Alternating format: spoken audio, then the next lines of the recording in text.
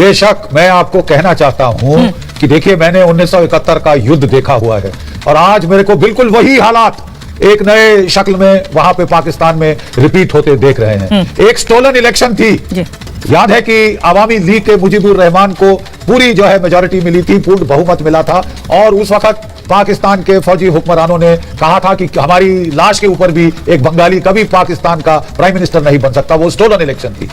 आज बावजूद इसके कि इमरान खान को जेल की सजा सुना दी गई है, पोल से बैन कर दिया गया है, तब भी वो उसने एक सेंचुरी मार दी है उसकी पार्टी ने। डिस्पाइट जो हम देख रहे हैं फोटो, हमको एविडेंस आपने दिखाया है किस तरह धांधली हो रही थी बूथों के ऊपर वगैरह।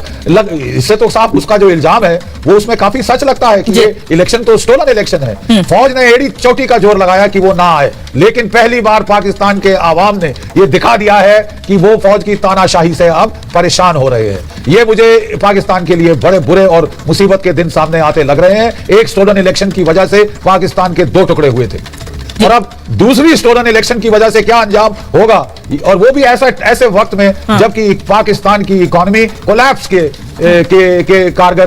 कागार पे आई हुई है। तो उसके साथ पॉलिटिकल अपहीवल इस प्रकार का, ये मुझे तो बहुत ही खराब लग रहा है। पाकिस्तान के लोगों के लिए बड़ी बुरी गर्दिश के दिन लगते हैं। किस्मत खराब है कि ये सब हो रहा है, लेकिन ये बिल्कुल स्टोलन इलेक्शन है। और मेरे जैसे सफेद बालों वाले बूढ़े को जिसने कि 71 का युद्ध अपनी आंखों से देखा है, मुझे बिल्कुल रिपीट लग रहा है, बिल्कुल रिपीट लग रहा है। एक और स्टोलन इलेक्शन, क्या एक और बार पाकिस्तान टूटेगा? I hope not.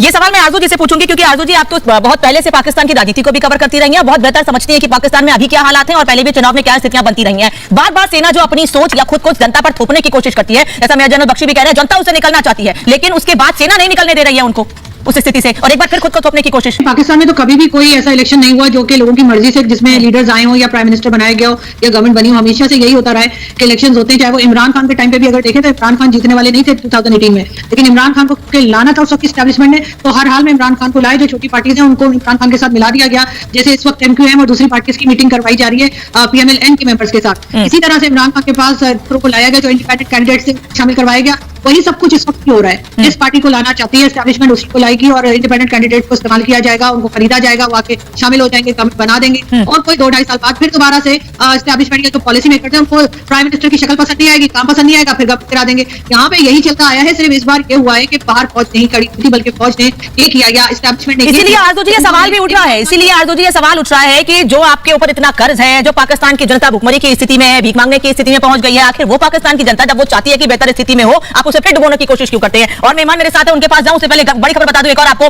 कि रिजल्ट के बाद पाकिस्तान में हिंसा हुई है। कराची में JUIF का विरोध प्रदर्शन की तस्वीरें सामने आई है। चुनाव आयोग के खिलाफ विरोध प्रदर्शन किया गया है।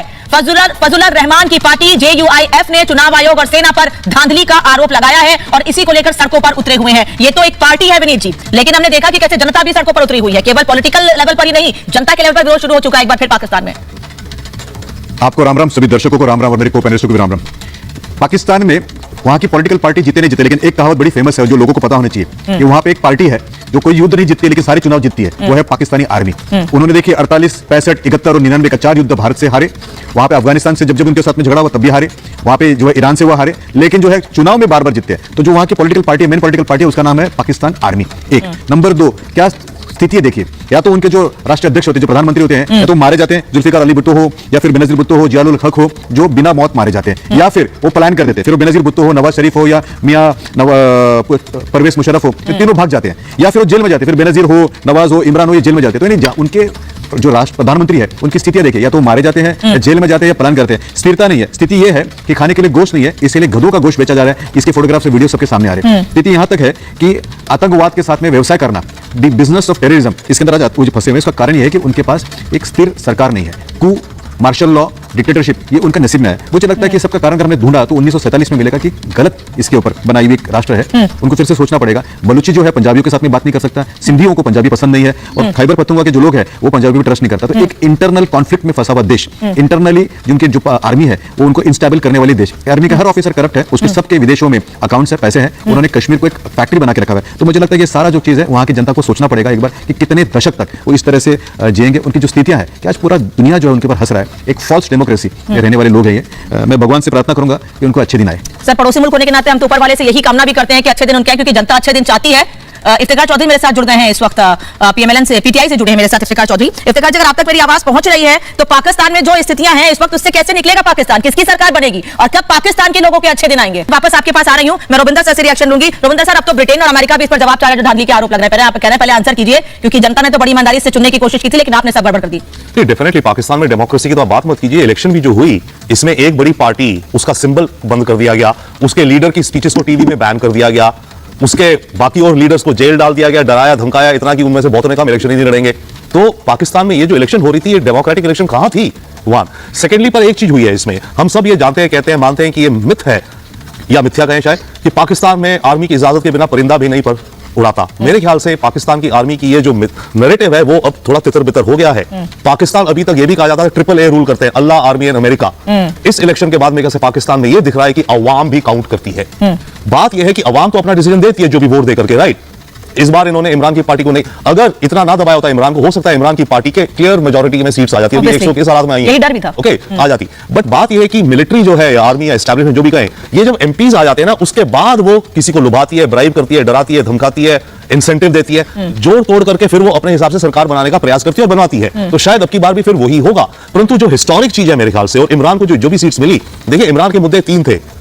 एंटी करप्शन की, मेरे देश के जो मिलिट्री एलीट है, एस्टैब्लिशमेंट एलीट है, देश को लूट रहे हैं, नाम ले लेकर उन्होंने कहा आज तक पाकिस्तान में कभी ये नहीं कहा गया, राइट। और दूसरा एंटी अमेरिका, और एंटी अमेरिकन सेंटिमेंट पाकिस्तान में है, वी कैन अंडरस्टैंड, हम समझ सकते हैं, राइट। तो एंटी अमेरिकन सेंटिमेंट और anti corruption against the elite of his own country. ये जनरल्स हैं, इन्होंने हमें लूटा है, इन्होंने वेस्ट में, यूरोप में जाके अपार्टमेंट्स खरीद लेते हैं, साउथ ऑफ फ्रांस में, न्यूयॉर्क में पेंट हाउस खरीद लेते हैं, और यहां पर हम लोग भूखे मर रहे हैं। तो ये जो 2 चीजें उन्होंने कही, ये जनता में मेरे ख्याल से उसने नब्ज पकड़ ली।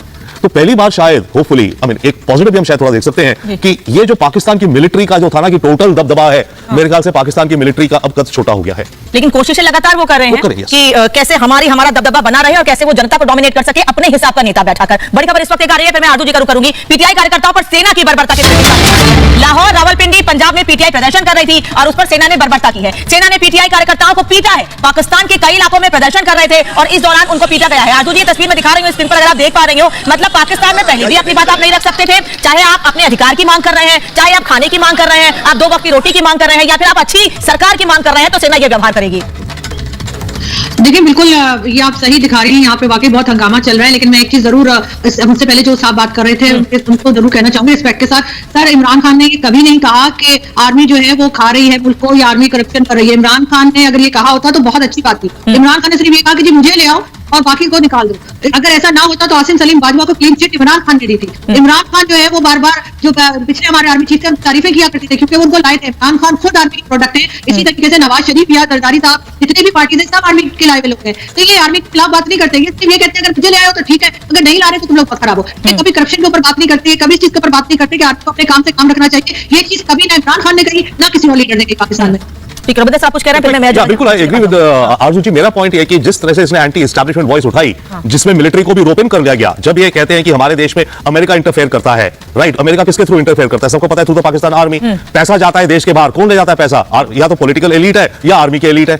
तो चाहे डायरेक्टली या इनडायरेक्टली जितना भी कहा, पहली बार आई थिंक आज से पहले पाकिस्तान में कभी इतना स्ट्रांगली किसी लीडर ने एंटी एस्टैब्लिशमेंट खुलेआम बात नहीं करी। That's our understanding. अब जो स्थिति बन रही है इस वक्त पाकिस्तान में, पाकिस्तान कहां जा रहा है? ना उनको बेहतर सरकार बनती दिख रही है पाकिस्तान की जनता की। सेना एक बार फिर से हावी होने की कोशिश कर रही है, और क्या अमेरिका का दबदबा एक बार फिर पाकिस्तान पर रहेगा? अमेरिका पाकिस्तान के हाथ की कठपुतली बना रहेगा, जैसा कि इमरान खान कह रहे थे? देखिए, मैं कहना चाहता हूं कि पाकिस्तान का पैटर्न क्या रहा है। जैसे कि मेरे को पैनलिस्ट ने हाईलाइट किया, भुट्टो साहब भी पाकिस्तान की आर्मी के खड़े किए हुए मोहरे थे। भुट्टो साहब भी, राइट। ये सिर्फ 71 की लड़ाई में जब पाकिस्तान की फौज की बुरी हजामत हुई और उस वक्त भुट्टो साहब बड़े स्ट्रांग लीडर बन के इमर्ज आए और उनको इसका खमियाजा भुगतना पड़ा। फौज ने उन्हें फांसी टांगा, जियाउल हक ने उन्हें फांसी टांग के मार डाला, टॉर्चर करके मारे गए थे बेचारे। उसके बाद अपने आप देखना, नवाज शरीफ भी फौज का कैंडिडेट था, फौज के सिलेक्टेड प्राइम मिनिस्टर थे। वो जब उन्होंने फौज को थोड़ी देर के बाद समझा कि मेरा रुतबा काफी हो गया है, तो उन्होंने जब फौज को आंखें दिखाई, फौज ने उनको जेल में डाला, फिर देश निकाला दे दिया। सऊदी अरेबिया ने उनको शेल्टर दिया था। Same story with Imran Khan.